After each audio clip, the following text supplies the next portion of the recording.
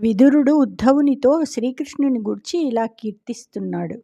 కావుననం మహాత్ముని వికార విదూరుని సర్వమోహమాయా విలమానసుండనగునప్పుడు సంసృతి దుఃఖినౌదు నద్దేవుని సత్కృపా మహిమదేలిన వేళ సుఖింతు నేన కాదా విధి శంకర ప్రభృతుల విభుమాయ తరింపనీర్తురే.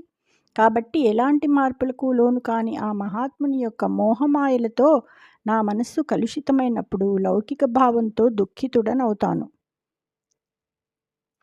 ఆ పరమాత్మ ఉత్తమ కృపామహిమలో మునిగిన సమయంలో సుఖపడతాను. నేనే కాదు, బ్రహ్మ శివాదులు కూడా ఆ స్వామి మాయను దాటగలరా?